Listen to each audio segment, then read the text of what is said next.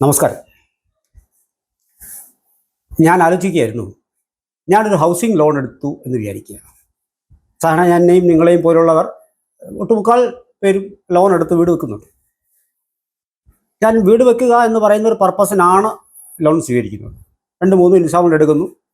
അവസാനത്തെ ഇൻസ്റ്റാൾമെൻറ്റ് തരും മുമ്പ് അവർ പരിശോധനയ്ക്കായിട്ട് തന്നു. കൃത്യമായ ബാങ്കിലെ ഓഫീസേഴ്സ് പരിശോധനയ്ക്ക് തന്നു. ഞാൻ അതിനു മുമ്പുള്ളൊരു ഗഡു സ്വീകരിച്ചിരുന്നു. ആ സ്വീകരിച്ച് വീട്ടിലേക്ക് വരുമ്പോഴാണ് തൊട്ടപ്പുറത്തെ വീട്ടിലുള്ള ഒരാൾക്ക് ഒരു മേജർ സർജറി ഉണ്ട് എന്ന് അറിയുന്നത്. എനിക്ക് ആ പൈസ വീട്ടിലേക്ക് ചിലവഴിക്കാൻ സാധിക്കുന്നില്ല. ഞാൻ ആ സർജറിക്ക് ഈ പൈസ ഒരു ജീവകാരുണ്യ പ്രവർത്തനമല്ലേ എന്ന് വെച്ച് കൊടുക്കുകയാണ്. തിരിച്ച് ബാങ്കിലേക്ക് വരുമ്പോൾ അവർ ഈ പണികളൊന്നും കൃത്യമായി തീർന്നിട്ടില്ല എന്നുള്ളതുകൊണ്ട് സ്വാഭാവികമായിട്ട് എൻ്റെ അടുത്ത് കാര്യം തിരക്കും. ഞാൻ ഈ ബാങ്കിൽ വന്ന ഉദ്യോഗസ്ഥരോട് പറയുന്നു, ഞാൻ ഈ പൈസ അദ്ദേഹത്തിന് കൊടുത്തു, അദ്ദേഹം കൊടുത്തുകൊണ്ട് മാത്രം അദ്ദേഹത്തിൻ്റെ ജീവൻ ഇപ്പോൾ നിലനിൽക്കുകയാണ് എന്ന് പറഞ്ഞാൽ തൊട്ടടുത്ത ഇൻസ്റ്റാൾമെൻറ്റ് തരാതെ അവർ പോകും. ഇത് ഞാൻ ഓർക്കണം, ഇത് ഞാൻ റീപേയ്മെൻറ്റ് നടത്തുന്ന പൈസയ്ക്കാണ് ഇത് വരുന്നത്. അപ്പോൾ എനിക്ക് എന്ത് പർപ്പസിനാണോ ഈ തുക ബാങ്ക് അനുവദിച്ചത് അതിനപ്പുറത്തേക്ക് ഞാൻ പോയി കഴിഞ്ഞാൽ സ്വാഭാവികമായും എനിക്ക് ബാക്കി കിട്ടാനുള്ള തുക അവിടെ കട്ടാവുക മാത്രമല്ല, ഇതിന് ഉത്തരം ഞാൻ പറയേണ്ടിയും കൂടി വരും. സിമ്പിളായിട്ട് ഞാനിത് പറഞ്ഞു എന്ന് മാത്രമേ ഉള്ളൂ. കാരണം ഇത് ഒരു ബാങ്കിൽ നിന്നും ഒരു വ്യക്തി അവൻ്റെ ആവശ്യത്തിന് വേണ്ടി എടുക്കുമ്പോൾ പോലും തിരിച്ച് റീപേയ്മെൻ്റ് കൊണ്ട് പലിശ ചേർത്ത് ഞാൻ അടയ്ക്കണം. എന്നിരുന്നാൽ പോലും അത് വഴി മാറ്റി ചെലവഴിക്കാനുള്ള അവകാശവും അധികാരവും എനിക്കില്ല. അതിന് മറ്റ് ചില നടപടിക്രമങ്ങളിൽ കൂടി ഞാൻ കടന്നു പോകേണ്ടി വരും. ഇത് സ്വാഭാവികമായി ഇതാണ് ഒരു പ്രോസസ്സ് എന്നിരിക്കവേ നമ്മുടെ രാജ്യത്തുള്ള ഏതെങ്കിലും ഒരു പൗരൻ, അത് എല്ലാ പൗരനും സ്വാഭാവികമായും പുറം ദേശങ്ങളിൽ നിന്ന് അവർക്ക് പൈസ ആഗ്രഹമുള്ളവരുണ്ടാവും. പക്ഷെ അത് അങ്ങനെ സ്വീകരിക്കാൻ കഴിയുന്നത് അല്ല വിദേശ പണം എന്ന് പറയുന്നത്. ഞാൻ ഈ പറഞ്ഞ സിമ്പിളായിട്ടൊരു കാര്യമാണ് ഞാൻ ഇങ്ങോട്ട് പറഞ്ഞത്. എന്തിനാണോ, എന്ത് പർപ്പസിനാണോ, ഞാനൊരു സ്കൂട്ടറിൻ്റെ ലോൺ എടുത്തിട്ട് ഞാൻ മറ്റൊന്നും ചെയ്യാൻ കഴിയില്ല. ഇതൊക്കെ ഞാൻ റീപേയ്മെൻറ്റ് ഉള്ളതാണ്. ഈ റീപേയ്മെൻറ്റ് ഇല്ലാത്ത ഒരു സംഭവമാണ് ഈ വിദേശ പണം എന്ന് പറയുന്നത്. വ്യക്തികൾക്കോ സ്ഥാപനങ്ങൾക്കോ അല്ലെങ്കിൽ കമ്പനികൾക്കോ ഒക്കെ വിദേശ പണം സ്വീകരിക്കാവുന്നതാണ്. അങ്ങനെ സ്വീകരിക്കാവുന്നതാണ് എന്ന് പറയുമ്പോഴും അതിന് കൃത്യമായ മാനദണ്ഡങ്ങളുണ്ട്. ഇവിടെ കഴിഞ്ഞ മാർച്ച് 25-ന് സഭയിൽ അവതരിപ്പിക്കപ്പെട്ട ഈ ബില്ലിനെതിരെ വലിയ തോതിലുള്ള പ്രക്ഷോഭമാണ് കേരളത്തിൽ, ഒരു ഇന്ത്യയിലെ പല ഭാഗങ്ങളും അത്ര പ്രക്ഷോഭങ്ങളില്ല, കേരളത്തിൽ നടന്നത്. അത് പറയാൻ വേണ്ടി ഞാൻ പറഞ്ഞ ഒരു ചെറിയ ഒരു ഉദാഹരണമാണ്. ഇനി അതിൻ്റെ ഒരു എക്സ്റ്റൻഷനായിട്ട് ഞാൻ പറയാം. ഞാനിങ്ങനൊരു വിദേശത്തുനിന്ന് ഒരു ഫണ്ട് സ്വീകരിക്കണമെന്നുണ്ടെങ്കിൽ, ഫോർ എക്സാമ്പിൾ, കുറച്ച് നമ്മൾ പിന്നോട്ടിറങ്ങി ചിന്തിച്ചു കഴിഞ്ഞാൽ പ്രളയത്തിലെ കേരളം വല്ലാതെ ബുദ്ധിമുട്ടുന്നൊരു സമയമുണ്ടായിരുന്നു. അന്ന് കേരളത്തിൻ്റെ സർക്കാർ പ്രതിനിധികൾ, എനിക്കൊന്ന് CM ഉൾപ്പെടെയുള്ള ആൾക്കാർ പലപ്പോഴും വിദേശത്ത് പോവുകയും പണം സ്വീകരിക്കാൻ സന്നദ്ധത അറിയിക്കുകയും ചെയ്തിരുന്നു. പണം കൊടുക്കാനും സന്നദ്ധരായിരുന്നു. പക്ഷെ എന്തുകൊണ്ട് അവിടെ അത് തടയപ്പെട്ടു എന്നുള്ളതാണ്. അങ്ങനെ പണം വരുന്നുണ്ടെങ്കിൽ കൂടി അത് വ്യവസ്ഥാപിതമായ രീതിയിൽ കൂടി മാത്രം വരേണ്ടുന്ന ഒന്നാണ്. ഓരോ ഭാരതീയനും ഈ നിയമത്തിൻ്റെ കൂടി മാത്രമേ കടന്നു പോകാൻ കഴിയുള്ളൂ. അല്ലാതെ ഞാൻ ന്യൂനപക്ഷമെന്ന് വരച്ചിട്ടോ ഞാൻ ഭൂരിപക്ഷ സമുദായത്തിൽപ്പെട്ട ആളാണെന്ന് പറഞ്ഞുകൊണ്ടോ എനിക്ക് വെവ്വേറെ നിയമങ്ങൾ വയ്ക്കാൻ സാധ്യമല്ല. ഭാരതം എന്ന് പറയുന്ന രാജ്യം, എനിക്ക് തോന്നുന്നു 1976 അടിയന്തര സമയത്ത് വിദേശ പണം ഇത് ദുരുപയോഗം ചെയ്യപ്പെടാനുള്ള സാധ്യതയുണ്ട് എന്നറിയുന്ന ശ്രീമതി ഇന്ദിരാഗാന്ധി ഇതിന്മേൽ വളരെ കൃത്യമായ ഒരു നിയമം, അന്നാണ് ഏതാണ്ട് ഈ ഇന്നത്തെ കാണുന്ന രൂപത്തിലേക്കുള്ള നിയമത്തിൻ്റെ ആദ്യ ചട്ടക്കൂട് നിർമ്മിക്കപ്പെടുന്നത് അന്നാണ്. പിന്നീട് 2010-ലും 2010 ഒരു ഭേദഗതി വന്നു. 2020 മറ്റൊരു ഭേദഗതി, കുറച്ചുകൂടി കടുപ്പപ്പെട്ട ഭേദഗതി. എന്തുകൊണ്ടാണ് ഈ കടുപ്പപ്പെട്ട ഭേദഗതി വരുന്നത് എന്നുകൂടി നമ്മൾ ഓർക്കണം. ഇപ്പോൾ രാജ്യത്തെ ഒരു ഭരണഘടന, ഈ ഭരണഘടനാ ഭേദഗതികൾ പോലും സമയത്തിനും കാലത്തിനും അനുസരിച്ച് അനിവാര്യമാണ്. ഏതൊരു രാജ്യത്തിനും അങ്ങനെ മുന്നോട്ട് പോകാൻ പറ്റൂ. ഇപ്പോൾ ശബരിമലയിൽ തന്നെ സ്ത്രീകളെ കയറ്റണമോ വേണ്ടയോ എന്നുള്ളതൊരു വിശ്വാസമാണ് എന്നിരിക്കൽ പോലും അവിടെയും ഒരു പുനർചിന്ത എന്തുകൊണ്ട് വന്നു? പല ഈ മതപരമായ ചടങ്ങുകൾക്കും ചില വ്യത്യാസങ്ങൾ വരുത്തിയിട്ടുണ്ട്. കാലം ആവശ്യപ്പെടുന്ന മാറ്റത്തിൽ കൂടി കടന്നുപോയേ മതിയാവും. അതുകൊണ്ടാണ് നമുക്ക് ഭരണഘടനാ ഭേദഗതി പോലും വരുന്നത്. ഇവിടെയും ഇങ്ങനൊരു ഭേദഗതിയാണ് വന്നത്. ആ ഭേദഗതി വേണ്ട എന്ന് പറയാൻ എനിക്കോ നിങ്ങൾക്കോ അധികാരമില്ല. രാജ്യം പല ഘട്ടങ്ങളിൽ കൂടി കടന്നു പോവുകയും ആ സമയത്ത് അനിവാര്യമായ ചില നിയന്ത്രണങ്ങളും ചില കൂട്ടിച്ചേർക്കലുകളും ചില ഒഴിവാക്കലുകളും ആവശ്യമാണ്. എന്തിനേറെ പറയുന്നു, ആദ്യത്തെ നമ്മുടെ കമ്മ്യൂണിസ്റ്റ് സർക്കാരിനെതിരെ വിമോചന സമരം ഇവിടെ രൂപം കൊള്ളുമ്പോൾ അന്നത്തെ കമ്മ്യൂണിസ്റ്റ് പ്രധാനിയായിരുന്ന EMS പോലും വിദേശ പണം സ്വീകരിച്ചുകൊണ്ടാണ് ആദ്യ കമ്മ്യൂണിസ്റ്റ് സർക്കാരിനെ മറിച്ചിടാനുള്ള സമരത്തിന് വഴിയൊരുക്കിയത് എന്ന അഭിപ്രായമുള്ള ആളായിരുന്നു സഖാവ് EMS. അപ്പോഴാണ് നമുക്ക് അങ്ങനെയൊക്കെ ചില സംശയങ്ങളുണ്ടാവും. അങ്ങനെ ചില ഡീമോണിറ്റൈസേഷൻ എന്തിനാണ് പിന്നെ പെട്ടെന്നൊരു സുപ്രഭാതത്തിൽ പിന്നെ ചില കാര്യങ്ങൾ രാജ്യത്തുണ്ടായത്? ചില അടിയന്തരമായി നമ്മൾ ചിന്തിക്കാത്ത രീതിയിൽ രാജ്യത്ത് ചില നിയമം കൊണ്ടാകുമ്പോൾ നമ്മൾ ആലോചിക്കണം, രാജ്യം ഏതെങ്കിലും തരത്തിൽ ഒരു അപകടാവസ്ഥയിലേക്ക് ചെന്നെത്തി നിൽക്കുന്നു. അടിയന്തരാവസ്ഥ പോലും ശ്രീമതി ഇന്ദിരാഗാന്ധി പ്രഖ്യാപിച്ചത് അങ്ങനെയല്ലേ? എന്താ അവരുടെ സ്വന്തം താല്പര്യമാണ് അവിടെ കാത്ത് സൂക്ഷിക്കാൻ അവർ തുനിഞ്ഞതെങ്കിലും പറഞ്ഞ കാരണം മറ്റൊന്നായിരുന്നില്ലേ? അപ്പോൾ ഇങ്ങനെ പല കാര്യങ്ങളും കാരണങ്ങളും നമ്മുടെ നാട്ടിലുണ്ടാവും. ഇവിടെ ഏറ്റവും ഒടുവിൽ FCRA എന്ന് പറയുന്ന ഈ ബില്ല് അവതരിപ്പിച്ചതോടുകൂടി വല്ലാതെ പൊള്ളുകയാണ്. ചില പത്രങ്ങളിൽ ചരമക്കോളം ഒഴിച്ചു കഴിഞ്ഞാൽ എനിക്കൊന്ന് അതും കൂടി ചിലപ്പോൾ ഒഴിവാക്കി 2-3 ദിവസത്തേക്ക് ഇത് മാത്രമുള്ള വാർത്തകളാവുന്നു, എഡിറ്റുകളാവുന്നു, വല്ലാതെ പൊള്ളുകയാണ്. ഒരു കാര്യം ഞാനിതിൻ്റെ എൻ്റെ ഈ വീഡിയോ കാണുന്ന ആൾക്കാർ എന്താണ് FCRA ബില്ലെന്ന് പഠിപ്പിക്കലല്ല എൻ്റെ ലക്ഷ്യം. FCRA ബില്ല് നിങ്ങൾ ഓരോരുത്തരും വായിക്കണം. ഞാൻ പറയുന്നത് കേട്ട് നിങ്ങളുടെ അഭിപ്രായത്തിലേക്ക് എത്തിക്കരുത്.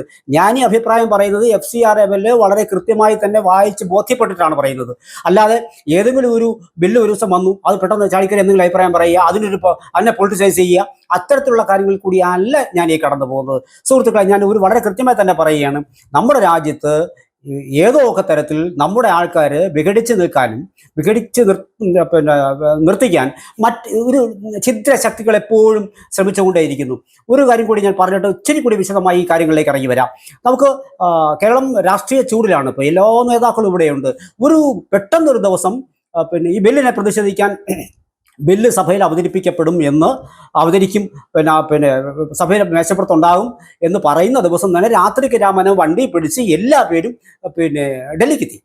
വലിയ പ്രതിഷേധമാണ് അത് കണ്ടത്. പെട്ടെന്ന് എനിക്ക് ഓർമ്മ വന്നത്, കുറച്ചു കാലം മുമ്പ് മോദിക്കെതിരായി വലിയ ഫ്ലക്സോ അങ്ങനത് വലിച്ചു പിടിച്ചുകൊണ്ട് സ്ത്രീകൾ മാത്രമടങ്ങുന്ന ഒരു സംഘം മോദിയിലേക്ക് എത്തുമെന്നും അത് ഒരു പക്ഷേ വഴിവിട്ട രീതിയിൽ പ്രധാനമന്ത്രിക്ക് ദുഷ്പേരുണ്ടാക്കുന്ന ഒരു സാഹചര്യം സൃഷ്ടിക്കുമെന്ന് അതിൽപ്പെട്ട ചില ആൾക്കാർ സ്പീക്കർ ഓം ബിർളയെ അറിയിച്ചതുകൊണ്ട് അന്ന് വലിയ അന്വേഷണങ്ങൾ അവിടെ സംഭവിക്കാതെ പോയി. അന്ന് നടക്കാതെ പോയ ഒരു നാടകം ഒരു പക്ഷേ ഇന്നലെ ഈ ബില്ല് മേശപ്പുറത്ത് വച്ചിരുന്നെങ്കിൽ സമാനമായ സാഹചര്യം രൂപപ്പെടുമായിരുന്നു.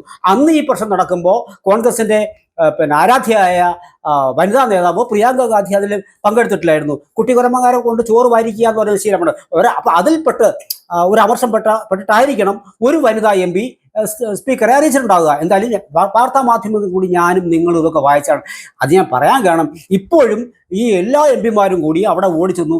ഭാഗ്യത്തിനത് മേശപ്പുറത്ത് വയ്ക്കുന്നുമ്പേ അവരും ഒരു പക്ഷേ ചിന്തിച്ചിട്ടുണ്ടാവും.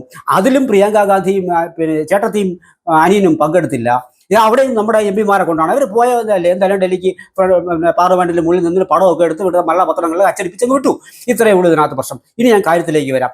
ഇതിനകത്ത് എപ്പോഴും നമ്മൾ ചിന്തിക്കണം, നമ്മൾ നേരത്തെ പറഞ്ഞതുപോലെ വ്യക്തികളോ സ്ഥാപനങ്ങളോ കമ്പനികളോ ഓരോ ഭാരതീയനും ഇത് അവകാശപ്പെട്ടതാണ്.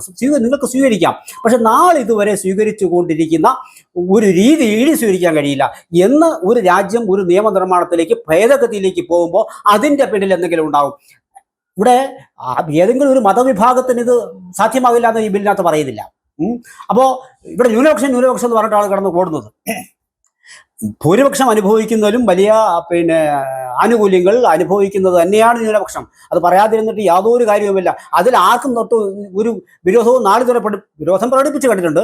എങ്കിൽ പോലും ആൾക്കാരാ അത് പോട്ടെ എന്ന് പറയുന്നത്. കാരണം നാട്ടിൽ പലപ്പോഴും അരങ്ങേറുന്ന ചില സംഭവവാസങ്ങൾ അത് അറിഞ്ഞോ അറിയാതെയോ ന്യൂനപക്ഷങ്ങൾക്ക് വിരുദ്ധമായി വരുന്നു എന്നുള്ളത് സത്യം തന്നെയാണ്. പക്ഷെ അതിനെ ജനറലൈസ് ചെയ്ത് ഇതാണ് രാജ്യത്ത് നടക്കുന്നത് എന്ന ചിന്ത പരത്തുന്ന രീതിയിലുള്ള ചില പ്രശ്നങ്ങൾ രാജ്യത്തെ കൂട്ടത്തിൽ തന്നെ സൈമൾട്ടേനിയസ്ലി പാരലായിട്ട് നടന്നുകൊണ്ടിരിക്കുന്നു. അതിൻ്റെ ഭാഗം കൂടി പറയാം. ഇനി മറ്റൊരു കാര്യം, ഇനി ഈ ബില്ലെന്ന് പറയുന്നത് ഇതിന് രജിസ്ട്രേഷൻ വേണം, റിന്യൂവൽ വേണം. ഈ ഒരു പൈസ വാങ്ങി എടുത്തു കഴിഞ്ഞാൽ ഇത് പർപ്പസ് ഞാൻ സെർവ് ചെയ്ത് എൻ്റെ മെയിൻ ഒബ്ജക്റ്റീവ് എന്താണിത്, അതിൽ നിന്ന് ഞാൻ വ്യതിചലിക്കുന്നില്ല. അത് ഇംപ്ലിമെൻ്റ് ചെയ്യുന്നത്, അത് എക്സിക്യൂട്ട് ചെയ്യുന്നത്, ഞാനത് ഉപയോഗിക്കുന്ന രീതി, ഇതെല്ലാം ഞാൻ കൃത്യമായി നടക്കുന്നുണ്ടോ ഇല്ലയോ എന്ന് അറിയാൻ സർക്കാർ സംവിധാനങ്ങളുണ്ട്. ആ സംവിധാനങ്ങളോട് കുറച്ചുകൂടി കടുപ്പിക്കാനുള്ള സാഹചര്യം പുതിയ നിയമ ഭേദഗതിയിലൂടെ വരുന്നത്. ആ നിയമ ഭേദഗതിയാണ് ചില്ലറ പ്രശ്നങ്ങളുടെ ഉണ്ടാക്കിയിട്ടുള്ളത്. കാരണം ഈ പൈസ വാങ്ങിയത് എന്ത് പർപ്പസിനാണോ ആ പർപ്പസ് കൃത്യമായി അതിൽ കൂടി അല്ല വഴിമാറ്റി ചെലവഴിച്ചിട്ടുണ്ട് എങ്കിൽ അത് കൃത്യമായും നിരീക്ഷിക്കപ്പെടും. ആ നിരീക്ഷിക്കപ്പെടുന്ന കാര്യങ്ങളാണ് അവിടെ പറയുന്നത്. ഇതെന്തിനാണ് ഈ സംഭവം എന്ന് പറയുന്നത്? രാജ്യസുരക്ഷ, ദേശീയ താല്പര്യം, പിന്നെ പബ്ലിക് ഓർഡർ. നിങ്ങൾ ഈ പബ്ലിക് ഓർഡർ നൽകുമ്പോൾ ഈ ഒരു പൊതുക്രമമുണ്ട് രാജ്യത്തും ലോകത്തും ഒക്കെ തന്നെ. മനുഷ്യന് ശാന്തിയും സമാധാനവും ഒക്കെ കൂടി ആയിട്ട് സമാധാനപരമായി ഞാനും നിങ്ങളും തമ്മിൽ പരസ്പരം വഴക്ക് കൂടാതെ കൃത്യമായി സമാധാനമായി ജീവിക്കുന്നു എന്ന് പറയുന്ന ഒരു അവസ്ഥയിലേക്ക് കൊണ്ട് എത്തിക്കുന്നതാണ് ഈ പബ്ലിക് ഓർഡർ എന്ന് പറയുന്നത്. ഈ പബ്ലിക് ഓർഡർ പാലിക്കാൻ സർക്കാർ ബാധ്യസ്ഥരാണ്. എനിക്കും നിങ്ങൾക്കും വിരുദ്ധ ചേരിയിൽ നിൽക്കുന്ന, വിരുദ്ധ അഭിപ്രായമുള്ള, വൈവിധ്യമുള്ള മതങ്ങൾ ജീവിക്കുന്ന, വൈവിധ്യമുള്ള സംസ്കാരങ്ങൾ ജീവിക്കുന്ന എനിക്കും നിങ്ങൾക്കും ഒരു പൊതുക്രമത്തിൽ, പൊതുജീവിതക്രമത്തിൽ സന്തോഷകരമായി ജീവിക്കാനുള്ള അവസ്ഥ ഒരുക്കി കൊടുക്കേണ്ടത് ഇവിടുത്തെ സർക്കാരാണ്. ആ സർക്കാരിന് ബാധ്യതയുണ്ട്. ആ ബാധ്യതയുടെ പുറത്താണ് ഈ ഭേദഗതികൾ വരുന്നത്. പൗരത്വ ഭേദഗതി നിയമം വന്നില്ലേ, വഖഫ് നിയമം വന്നില്ലേ, മുത്തലാഖിന്റെ വിഷയം വന്നില്ലേ, കാശ്മീരിന്റെ വിഷയം വന്നില്ലേ. ഇങ്ങനെ ഒരുപാട് ഇതൊക്കെ നമ്മൾ എന്തിനാ ചെയ്തത്? ഇത് ഒരു പ്രകടന പത്രികയിൽ പറയുകയും ഇത് വന്നപ്പോഴൊന്നും യാതൊരു പ്രശ്നങ്ങളും ഇവിടെ ഉണ്ടായില്ലല്ലോ. ഈ പറഞ്ഞു കേട്ട ഒരു വിഷയങ്ങൾ ഉണ്ടായിട്ടില്ല ഇവിടെ. പിന്നെ ഈ ഒരു ബില്ല് ഞാനും ചിന്തിച്ചു, ഇങ്ങനെ തെരഞ്ഞെടുപ്പ് നടക്കുമ്പോൾ എന്തിനാണ് ഈ സമയത്ത് ഈ ബില്ല് കൊണ്ടുവരുന്നത്? 10 വോട്ട് കിട്ടുന്നത് കിട്ടണ്ടേന്ന് വിചാരിക്കണ്ടേ? അല്ല, ഒരു മൂളയും ഇല്ലാത്ത ആൾക്കാരായിരിക്കില്ലല്ലോ ഇത് ബില്ല് കൊണ്ടുവരുന്നത്. ഇങ്ങനെയൊക്കെ ഇത് പിന്നെ ഒരു പ്രതികരണങ്ങൾ ഉണ്ടാവുമെന്നും ഇതിന്റെ റെസ്പോൺസ് ഇങ്ങനെയൊക്കെ വരുമെന്നും ആ റെസ്പോൺസ് ആരിൽ നിന്നൊക്കെ വരുന്നതും ഒക്കെ വളരെ സൂക്ഷിച്ച് സസൂക്ഷ്മം പഠിക്കാനും കൂടി ആയിരുന്നിരിക്കാം. അല്ലാതെ ഒരു തലയിൽ ആൾ താമസമില്ലാത്ത ഒരാളല്ല ഈ ബില്ല് അവിടെ കൊണ്ടിട്ടത്. ഒരുപക്ഷെ ബില്ലിപ്പോൾ ഇങ്ങനെ പിന്നെ ഈ പറഞ്ഞ രീതിയിൽ മേശപ്പുറത്ത് വെക്കാനും അവർ ചിന്തിച്ചു കാണില്ല.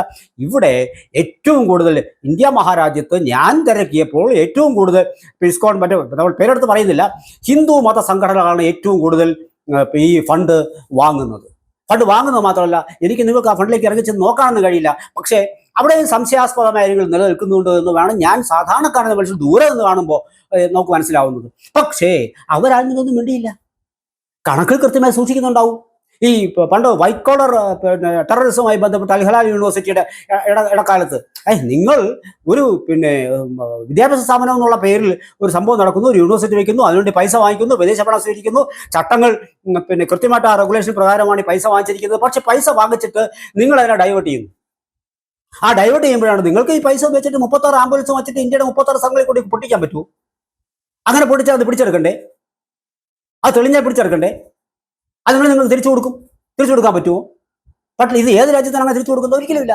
വഴിമാറ്റി ചിന്തിക്കുമ്പോഴാണ് ഈ പ്രശ്നം വരുന്നത്. അതാണ് ഇവിടെ പ്രശ്നം. അപ്പൊ അങ്ങനെ നേരത്തെ ആൾക്കാർ ഈ വയറ്റിപ്പഴപ്പിന് വേണ്ടി വാങ്ങിച്ചു കാണും, അത് വേറെ തിരിച്ചു കാണും. ഇവിടെ മതപരമായ സ്ഥാപനങ്ങൾക്കാണ് അങ്ങനെ പ്രശ്നങ്ങളെങ്കിൽ ഇതിനകത്ത് പറയുന്ന കാര്യം എന്ന് പറയുന്നത്, ഏതെങ്കിലും ഒരു ആരാധനയുമായി ബന്ധപ്പെട്ടിട്ടാണ് ഇങ്ങനെ പ്രശ്നം ഉണ്ടെങ്കിൽ തൽക്കാലം അത് ഏത് മതവിഭാഗത്തിന്റെ ആരാധനാലയമാണോ അത് ഒരാളെ ഏൽപ്പിച്ചുകൊണ്ട് അത് തുടരാൻ സമ്മതിക്കും എന്നാണ് പറയുന്നത്. ചുരുക്കം പറഞ്ഞാൽ ഇതിന് ഡൽഹി ബേസ്ഡ് ഒരു ഡെസിഗ്നേറ്റഡ് അതോറിറ്റി ഉണ്ടാവും. ഈ പൈസ സ്വീകരിക്കുമ്പോൾ നിങ്ങൾ അവരിലേക്ക് ആപ്ലിക്കേഷൻ സബ്മിറ്റ് ചെയ്യുക, എനിക്ക് ഇങ്ങനെ കുറച്ച് പൈസ ആവശ്യമുണ്ട്, അല്ലെങ്കിൽ തരാൻ നേരിട്ടുണ്ട്, കൊടുക്കുന്നു, ഏതൊക്കെ രീതിയിൽ അങ്ങനെ ആയിക്കോട്ടെ. ആ ഡെസിഗ്നേറ്റഡ് അതോറിറ്റി വഴി ഇപ്പോൾ SBI ആണെങ്കിൽ SBI തിരിക്കട്ടെ, അത് നിങ്ങൾ അവിടെ ആപ്ലിക്കേഷൻ സബ്മിറ്റ് ചെയ്യുന്നു, നിങ്ങൾക്ക് പൈസ വിദേശ പണം സ്വീകരിക്കാം, നേരെ ആ പണം വന്ന് ആ ഫണ്ടിലേക്ക് വരും, ആ ഫണ്ടിൽ നിന്ന് നിങ്ങൾക്ക് അത് പൈസ തരും. എന്നിട്ട് കൃത്യമായിട്ട് നിങ്ങൾക്ക് തരുന്ന ഓരോ രൂപയും നിങ്ങൾ എന്തിനു വേണ്ടിയാണോ ചെലവഴിക്കുമെന്ന് പറഞ്ഞത് ആ വിഭാഗത്തിൽ കൂടിയാണോ ചെലവഴിക്കുന്നത് എന്ന് സൂക്ഷിച്ച് നിരീക്ഷിക്കാനുള്ള അവകാശം രാജ്യത്തെ അതോറിറ്റിക്കുണ്ട്. അത് കടുപ്പമാക്കുന്നതാണ് പറയുന്നത്. അപ്പൊ ഞാൻ പറയുകയാണ്, ഞാൻ പൈസ വാങ്ങിക്കുമ്പോൾ തോന്നിയ പോലെ ചെയ്യുമെന്ന് പറഞ്ഞാൽ അതെന്ത് ന്യായം? ചെയ്തിട്ടില്ല തന്നെ എന്തിനാ പിടയ്ക്കുന്നേ? തലയിൽ കോഴിത്തൂലുണ്ടെന്ന് പറയുമ്പോൾ നിങ്ങൾ എന്തിനാ തപ്പുന്നേ? കള്ളന്റെ തലയിൽ കോഴിത്തൂലുണ്ടെന്ന് നിങ്ങളാണ് തപ്പുന്നേ? അത് കാര്യമില്ല വാസ്തവത്തിൽ. ചുരുക്കത്തിൽ എന്തിനാണോ പണം സ്വീകരിച്ചത് ആ ഒരു കാര്യത്തിന് വേണ്ടി മാത്രമേ അത് ചിലവഴിക്കാവൂ എന്നർത്ഥം. എങ്കിൽ പോലും അതിനകത്ത് ഒരു ഈ ലൈസൻസ്, എനിക്ക് ഇങ്ങനെ പണം സ്വീകരിക്കാനുള്ള ലൈസൻസ് രജിസ്ട്രേഷനൊക്കെ ക്യാൻസലായി പോവുകയാണെങ്കിൽ അത് ഇത്ര ദിവസത്തിനകത്ത് പുതുക്കാമെന്നുള്ള സംഭവങ്ങളുണ്ട്. അത് പുതുക്കിയില്ലെങ്കിലുള്ള പ്രശ്നങ്ങളാണ്. നമ്മളൊരു സ്ഥാപനം തുടങ്ങുന്നു, അതിൻ്റെ ലൈസൻസ് എടുക്കുന്നു, ലൈസൻസ് കട്ടാവുന്നു, അത് പുതുക്കുന്നില്ല, നമ്മൾ നോക്കുന്നില്ല, നമ്മളെക്കുറിച്ചൊരു അറിവുമില്ല, നമ്മളത് വയലേറ്റ് ചെയ്യുന്നു. ഇങ്ങനെയുള്ള സാഹചര്യങ്ങൾ ഇടപെടും സ്വാഭാവികമായിട്ടും. ആ ഒരു ഇടപെടൽ മാത്രമാണ് കുറച്ചൊരു കർശനമാക്കുന്നതാണ് ഈ ഒരു ഭേദഗതി എന്ന് പറയുന്നത്. അതിന് സ്ഥാനാർത്ഥികൾക്ക് സ്വീകരിക്കാൻ പാടില്ല, മീഡിയ ഇൻസ്റ്റിറ്റ്യൂഷന് സ്വീകരിക്കാൻ പാടില്ല, കോടതി സംബന്ധിച്ച ഉദ്യോഗസ്ഥർക്ക് സ്വീകരിക്കാൻ പാടില്ല. ഇങ്ങനെ ചില നിബന്ധനകളൊക്കെ വച്ചിട്ടുണ്ട്. ചുരുക്കത്തിൽ പറഞ്ഞാൽ നമ്മുടെ രാജ്യത്തേക്ക് വരുന്ന വിദേശ പണം മറ്റു പല വഴിക്കും ചെലവഴിക്കുന്നു എന്ന കൃത്യമായ ഒരു തോന്നലിൽ നിന്നാണ് ദേശവിരുദ്ധ കാര്യങ്ങൾക്ക് വിശേഷിച്ചും ഈ ഒരു നിയമം ഭേദഗതിയിലേക്ക് കാര്യങ്ങൾ കൊണ്ടുചെന്നെത്തിച്ചത്. കാർഷിക സമരം നടന്നപ്പോൾ നമ്മൾ കണ്ടില്ലേ, ചെങ്കോട്ടയ്ക്ക് മുകളിൽ കയറി കൊടിയുയർത്തുന്ന ഒരാൾക്ക് ആ സമരത്തിൽ ഒരു സസ്പെക്റ്റഡ് കക്ഷികളില്ലായിരുന്നോ? ഉണ്ടായിരുന്നു. എന്തുകൊണ്ട്? ഈ ചെങ്കോട്ടയ്ക്ക് മുകളിൽ കയറി കൊടിയുയർത്തുന്ന ആളെ വെടിവെക്കാതെ എന്തെങ്കിലും ചെയ്യാൻ കഴിയുമോ? വെടിവെച്ചാൽ ചേർന്ന് അടിച്ചു നോക്കി ഒന്നും ചെയ്യാൻ കഴിയില്ല. അന്നൊക്കെ വിദേശ സഹായം ലഭിക്കുന്നു. മണിപ്പൂരിൽ പ്രശ്നം ഉണ്ടാക്കുന്നില്ലേ? നമ്മുടെ ഇന്ത്യക്ക് ചുറ്റുപാടുള്ള എത്രയോ രാജ്യങ്ങളിൽ ജൻസി കലാപം വന്നില്ലേ? നമ്മുടെ രാജ്യത്തിലേക്ക് ശ്രമം വന്നില്ലേ? അസാമിൽ അസമിൽ തിരഞ്ഞെടുപ്പ് നടക്കുമ്പോൾ തന്നെ, കഴിഞ്ഞ തവണ തിരഞ്ഞെടുപ്പ് നടക്കുമ്പോഴും ഇത്തരം ചില വിഷയങ്ങൾക്ക് ജയിലിൽ കിടന്ന് വിജയിച്ചു വന്ന ആൾക്കാരുണ്ട്. അതൊക്കെ വിജയിച്ചു നിന്ന് ഇവിടെ പ്രവർത്തിക്കാനുള്ള അധികാരം നമ്മൾ കൊടുക്കുന്നില്ലേ? പക്ഷേ ഒരു സസ്പെക്റ്റഡ് ആള് എപ്പോഴും ആ നിരീക്ഷണത്തിൽ തന്നെയായിരിക്കും. അപ്പൊ അതിനുവേണ്ടി ഈ പൈസ, രാജ്യത്തിലേക്ക് ഒഴുകി വരുന്ന പൈസ, അനിയന്ത്രിതമായി ഒഴുകി വരുന്ന പൈസ, ആ പൈസ ഉദ്ദേശിക്കുന്ന വാങ്ങുന്ന ലക്ഷ്യത്തിനല്ല, ഇത് ആ വഴിക്കല്ല ചെലവഴിക്കുന്നത് എന്ന തോന്നലിൽ നിന്നാണ് വരുന്നത്. അത് ഈ പറഞ്ഞതുപോലെ മതപരിവർത്തനമാകാം, അല്ലെങ്കിൽ ഭീകരവാദ പ്രവർത്തനങ്ങളാകാം, അല്ലെങ്കിൽ എനിക്ക് സ്വന്തം നിലയിൽ നേടിയെടുക്കാൻ ഒരു ചാരിറ്റബിൾ ട്രസ്റ്റൊക്കെ ഞാൻ ഉണ്ടാക്കിയിട്ട് ചിലപ്പോൾ എൻ്റെ സ്വന്തം കാര്യങ്ങൾക്ക് ഞാൻ ചെയ്യുന്ന ഒന്ന് ആലോചിക്കുക. ഞാനും നിങ്ങളും പൈസയ്ക്ക് ബുദ്ധിമുട്ടുമ്പോൾ നമുക്ക് ഈ ഒരു പോകാൻ വഴി തേടി നമ്മൾ ആ പൈസ കൊണ്ട് എങ്ങനെയൊക്കെ ജീവിച്ചാൽ പറ്റുമോ? പറഞ്ഞു വന്നാൽ വലിയ വലിയ കാര്യങ്ങളിലേക്കുണ്ട്. വലിയ വലിയ കാര്യങ്ങൾ പറയലല്ല എൻ്റെ ലക്ഷ്യം. നിയമങ്ങൾ കൃത്യമായി നിങ്ങളും വായിക്കണം. ഞാൻ ചിന്തിച്ച, ഞാൻ വളരെ കൃത്യമായി ഈ നിയമത്തിൽ കൂടി കടന്നു പോയപ്പോൾ എനിക്ക് മനസ്സിലാക്കാൻ സാധിച്ചത്, ഒരു ന്യൂനപക്ഷത്തെ വേട്ടയാടാനുള്ള സംഭവം അതിനകത്തില്ല. അതാരാണെങ്കിലും ഉറപ്പായി ഞാൻ പറയുന്നു, ഏറ്റവും കൂടുതൽ ഈ പൈസ സ്വീകരിക്കുന്നത് ഹിന്ദു സംഘടനകളാണ്. അവരെക്കുറിച്ച് പോലും സംശയത്തിന്റെ കണ്ണുകളുണ്ട്. അത് തെളിയിക്കാൻ എന്നോട് പറഞ്ഞാൽ തെളിയിക്കാൻ പറ്റത്തുള്ളൂ, ഞാൻ പറയുന്നില്ല എന്ന് മാത്രമേ ഉള്ളൂ. സംശയിക്കാൻ നമുക്ക് പറ്റുള്ളൂ. പക്ഷേ പല ഇന്ത്യയിലെ ഏജൻസികളും പുറത്തുവിടുന്ന വിവരങ്ങൾ വെച്ച് നോക്കുമ്പോൾ, അന്വേഷണ ഏജൻസികൾ പുറത്തുവിടുന്ന വിഷയങ്ങൾ വെച്ച് നോക്കുമ്പോൾ പലപ്പോഴും പലരും ഈ പൈസ വാങ്ങിച്ച് വേറിട്ട വഴിയിൽ കൂടി കൊണ്ടുപോകുന്നത് അറിയാൻ പറ്റും. സ്വാഭാവികമായിട്ടും ഇതിനകത്ത് വളരെ സങ്കടകരമായ ഒരു കാര്യം എന്ന് പറയുന്നത്, നമ്മുടെ മാധ്യമങ്ങൾ ഒരുമിച്ച് നിന്നുകൊണ്ട് ഈ ന്യൂനപക്ഷങ്ങളുടെ അവകാശം എന്ന് പറഞ്ഞിട്ട് പള്ളി മത മേധാവികളെല്ലാം കൂടെ ചാടുകയാണ്. അത് ഞാൻ പറയുന്നില്ല, ക്രിസ്തീയ മത മേധാവികൾക്ക് മാത്രമായിരുന്നു അങ്കലാപ്പ്, വേറെ ആർക്കും ഇസ്ലാം മത വിശ്വാസികൾ പോലും ഒന്നും മിണ്ടിയില്ല. പക്ഷേ എങ്കിലും മറ്റുള്ളവരുടെ ഭയങ്കര പിണപ്പ് കാണുമ്പോൾ നിങ്ങൾ ആലോചിച്ച് നോക്കണം. ഇപ്പോൾ യാക്കോബായ സഭയ്ക്ക് പോലും ഇതിനകത്ത് ഈ ഇപ്പോൾ കൂടി നിന്ന് പ്രശ്നം ഉണ്ടാക്കുന്ന സഭകളല്ലാതെ വേറെ സഭകളുടെ ഉണ്ട്. അവർക്ക് വിരുദ്ധാഭിപ്രായമാണുള്ളത്. ആ വിരുദ്ധാഭിപ്രായത്തെ അവർക്ക് ചെവി കൊടുക്കാൻ മാധ്യമങ്ങൾ തയ്യാറല്ല. അപ്പം ഈ നിയമത്തിന് നല്ലതാണ് എന്ന് പറയുന്ന ന്യൂനപക്ഷ വിഭാഗത്തിൽപ്പെട്ട ആൾക്കാർ ഒരുപാടുണ്ടത്. അതിന് ചെവി കൊടുക്കില്ല. അതാണ് ഇവിടുത്തെ മീഡിയ സിൻഡിക്കേറ്റ് എന്ന് പറയുന്നത്. ആ മീഡിയയ്ക്ക് പോലും പൈസ കിട്ടുന്നുള്ള ആരോപണം വന്നില്ലേ? അപ്പോൾ അതൊക്കെ ഉണ്ട്. അതാണ് നേരത്തെ പറഞ്ഞത്, മീഡിയയ്ക്ക് പൈസ തിരിക്കാനുള്ള വകുപ്പില്ല ഇവിടെ. അങ്ങനെയില്ലേ? എന്തും ഭരിക്കുന്ന സർക്കാരിനെ ചീത്ത പറയുന്ന ചാനലുകളില്ലേ? ആരെങ്കിലും പൂട്ടിച്ചില്ല. അപ്പോൾ അന്വേഷണം വരുമ്പോൾ ആ പൈസ എവിടെ നിന്ന് ചോദിക്കേണ്ടി വരും. നിങ്ങൾ ഈ കാറ് വാങ്ങിച്ചത് എന്തിനാണെന്ന് ചോദിക്കേണ്ടി വരും. പൈസ നിങ്ങൾക്ക് സ്കൂൾ കെട്ടാനല്ലേ? പൈസ നിങ്ങൾക്ക് കാരുണ്യ പ്രവർത്തനങ്ങൾ നടത്താനല്ലേ? അതിന് കണക്ക് കൊടുക്കണ്ടേ? ചുരുക്കത്തിൽ പറഞ്ഞാൽ എന്തെങ്കിലും എവിടുന്നെങ്കിലും എങ്ങനെയെങ്കിലും തെണ്ടിത്തിരിഞ്ഞ് അങ്ങനെ നമുക്ക് കാരുണ്യ പ്രവർത്തനം നടന്നു തെണ്ടി വാങ്ങിച്ച് ചെയ്യേണ്ടി വരും. അല്ലാതെ ഔദ്യോഗികമായി സർക്കാർ അറിഞ്ഞുകൊണ്ട് ഒരു നാട്ടിലെ നിയമങ്ങൾ പാലിച്ചുകൊണ്ട് ഒരു പണം സ്വീകരിക്കുകയും എന്നിട്ട് നിയമം പാലിക്കാതെ വഴിവിട്ട രീതിയിൽ ചെലവഴിക്കുകയും ചെയ്യുന്നതിനെ തടയുക, അത് നിയന്ത്രിക്കുക, മേൽനോട്ടം വഹിക്കുക, കൃത്യമായി നിരീക്ഷിക്കുക, ക്യാൻസൽ ചെയ്യേണ്ടതിനെ ക്യാൻസൽ ചെയ്യുക, രജിസ്ട്രേഷൻ പുതുക്കേണ്ടതാണെങ്കിൽ പുതുക്കുക. അത്തരം നടപടിക്രമങ്ങൾ മാത്രമാണ് ഇതിനകത്ത് ഈ ഡെസിഗ്നേറ്റഡ് അതോറിറ്റി. ഇനി വലിയൊരു കാര്യം എന്ന് പറയുന്നത്, ഈ ഡെസിഗ്നേറ്റഡ് അതോറിറ്റി ഇപ്പോൾ വക്കഫിലൊക്കെ കണ്ടില്ലേ നിങ്ങൾ?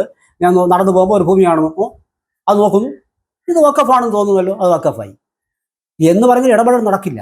നിങ്ങൾക്ക് ആ ഡെസിഗ്നേറ്റഡ് അതോറിറ്റിയെ കുറിച്ച് നിങ്ങൾക്ക് കംപ്ലൈന്റ് ഉണ്ട്, പരാതി ഉണ്ടെങ്കിൽ നിങ്ങൾക്ക് കോടതിയെ സമീപിക്കാം. 90 ദിവസത്തിനകത്ത് നിങ്ങൾക്ക് കോടതിയെ സമീപിക്കാം. ആരാധനാലയങ്ങളാണെങ്കിലും ഏറ്റെടുക്കുന്നതെങ്കിൽ അത് വ്യക്തമായി മതവിഭാഗങ്ങളിൽ തന്നെ നിലനിർത്തിക്കൊണ്ട് ഒരാളെ ഏൽപ്പിക്കുമെന്നാണ് പറയുന്നത്.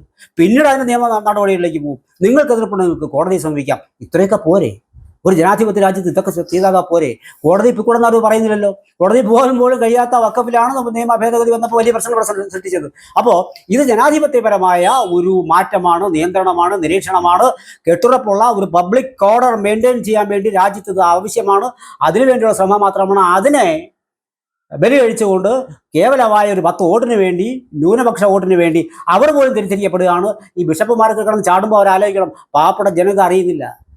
ഇവിടെ അവർക്ക് തന്നെ ഈ മതം അത് ഹിന്ദു മത മേധാവിയായാലും ശരി, ക്രിസ്തീയ മേധാവിയായാലും ശരി, അവരൊക്കെ പറയുന്ന കാലം ജനം തള്ളിക്കളഞ്ഞേ. ഇപ്പൊ SNDP നായോ പറഞ്ഞു കഴിഞ്ഞാൽ, മേധാവികളോ പറഞ്ഞാൽ ഇവിടെ കേൾക്കുമോ? ആൾക്കാർ കേൾക്കില്ല. അത് ഞാൻ പറഞ്ഞാൽ കേൾക്കുമെന്ന് ചില മതമേധാവികൾക്ക് ഒരു തോന്നലുണ്ടായതുകൊണ്ടാണ് ഈ കടം വരുന്നത്. ലക്ഷ്യം പെരുവുന്ന അവർ മാത്രമാണ്. സാധാരണക്കാരുടെ ഒരു ക്രിസ്ത്യാനിയും ഇവിടെ അതുകൊണ്ട് അവർക്ക് ലാഭമൊന്നുമില്ല. ലാഭമൊക്കെ മറ്റവർക്കാണ്, ഒരു ചില പ്രത്യേക വിഭാഗം ആൾക്കാർക്കാണ്, അവർക്കാണ് പ്രശ്നം. അത് ഹിന്ദു ആയാലും ഇനി പാഴ്സി ആയാലും ക്രിസ്ത്യൻ ആയാലും ഇസ്ലാം ആയാലും അവർക്കാണ് പ്രശ്നം. സാധാരണക്കാരെ നമുക്ക് കൊണ്ട് പ്രശ്നം വരുന്നില്ല, നമ്മൾക്ക് അങ്ങനെ പൈസയും കിട്ടുന്നില്ല. പക്ഷെ നമ്മുടെ പേരിൽ ആരെങ്കിലും എഴുതി എടുക്കുന്നു എന്ന് പറയുമ്പോൾ നമ്മളും ഇതിനകത്ത് പെടും. ചുരുക്കം പറഞ്ഞാൽ FCRA ബില്ല് എന്ന് പറയുന്നത് അങ്ങനെ ഇത്രയും വലിയ പ്രശ്നങ്ങൾക്ക് ഉണ്ടാക്കേണ്ട ബില്ലില്ല. വലിയ വഖഫൊക്കെ നമ്മൾ പഠിച്ച് തളർന്നു. വീണ്ടും നോക്കി ഇത് അങ്ങനെയല്ല, ഒരൊറ്റ നോട്ടം കൊടുക്കുക മനസ്സിലാവുന്ന ഒരു സംഭവം മാത്രമാണ്. ഇത്രയും മാത്രമാണ് എനിക്ക് നിങ്ങളോട് പറയാനുള്ളത്. വഖഫിനെ ഈ FCRA ബില്ലിനെ വളരെ ദുരൂഹമായി നിങ്ങളുടെ മുന്നിൽ അവതരിപ്പിക്കുക എന്ന ഒരു ചിന്ത എനിക്കില്ലായിരുന്നു. വളരെ ലളിതമായി കാര്യങ്ങൾ നമുക്ക് പറഞ്ഞു കേൾക്കുന്ന ഒരുപാട് പേർക്ക് ഇത് അറിയാമായിരിക്കാം. പക്ഷേ എങ്കിൽ കൂടിയും മാധ്യമങ്ങളുടെ പോലും ഒരു ഇരട്ടത്താപ്പ് നമ്മൾ ഇതിനകത്ത് അറിയണം. രാഷ്ട്രീയ പ്രവർത്തകരുടെ ഇരട്ടത്താപ്പ് നമ്മൾ അറിയണം. എന്നെയും നിങ്ങളെയും കച്ചവടം നമ്മൾ അറിയാതെ ചെയ്യുന്നത് നമ്മൾ അറിയണം. നമുക്ക് ചുറ്റും നടക്കുന്ന ഭീകരവാദ പ്രവർത്തനങ്ങളും കാരുണ്യ പ്രവർത്തനങ്ങളും എന്നുള്ള ഓമന പേരിൽ തേൻപുരട്ടിയുള്ള വാക്കുകൾ കൊണ്ട് നടത്തുന്ന മതപരിവർത്തനം നമ്മൾ അറിയണം. ഞാനും നിങ്ങളും ചതിക്കുഴിയിൽപ്പെടാതെ സുഖമായി വിവിധ മതസ്ഥരായ നമുക്ക് ഒരുമിച്ച് എല്ലാവരുടെ ആഘോഷവും തുല്യമായി പങ്കുവെച്ച് ആനന്ദിച്ച് ജീവിക്കാനുള്ള ഒരവസ്ഥ വേണമെങ്കിൽ രാജ്യത്ത് എനിക്കും നിങ്ങൾക്കും ഒരേ നിയമം ഉണ്ടാവണം. അതിൻ്റെ ഒരു തുടർച്ച എന്നോണം സൃഷ്ടിക്കപ്പെട്ട ഒരു നിയമമാണ്, അല്ലാതെ മറ്റൊന്നാണ് എന്ന് എനിക്ക് തോന്നുന്നില്ല. വരട്ടെ.